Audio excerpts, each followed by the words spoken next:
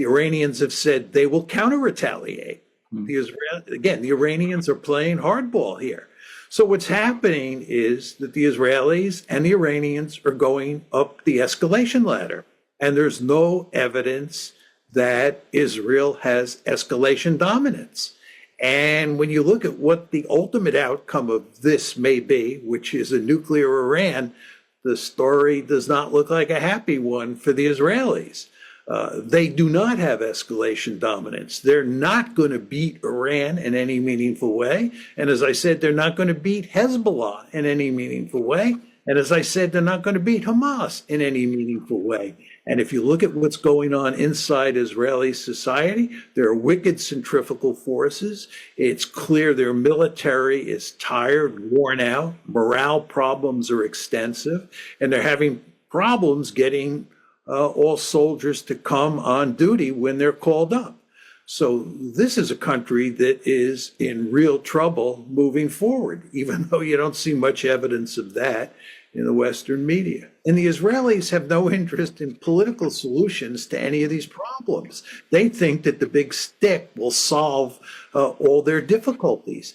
And this is delusional. And the reason it is delusional today, especially, is because their military advantage, the advantage that they once had over their adversaries, has gone away. It used to be, when I was young, that the Israelis fought conventional wars against the Egyptians and the Syrians, and it was tank-to-tank battles in the Sinai and, tank battles on the Golan Heights and so forth and so on, and air-to-air engagements. And the Israelis always won handily. What's changed today is their adversaries don't have big armies. What they have are lots of missiles. And the Israelis have no way of dealing with all those missiles. If you think about the threat that Hezbollah poses, it's rockets and missiles. If you think about Iran, it's ballistic missiles. The fact is the Israelis have no meaningful defenses on their own against those Iranian missiles. And as you were saying, those missiles are only going to get more sophisticated with the passage of time.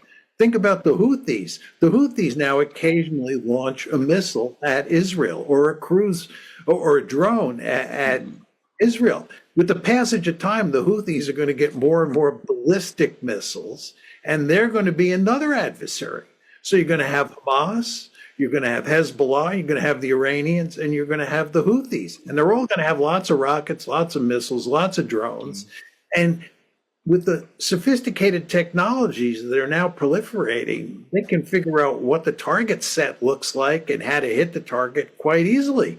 And the Israelis can build more and more Iron Dome missiles till they're blue in the face. But the fact is those Iron Dome missiles are not going to be very effective at shooting down the incoming offensive missiles. Because when you look at the offense-defense balance, when it comes to ballistic missiles versus defensive missiles, the offense wins almost every time. And the cost exchange ratio definitely favors the offense over the defense.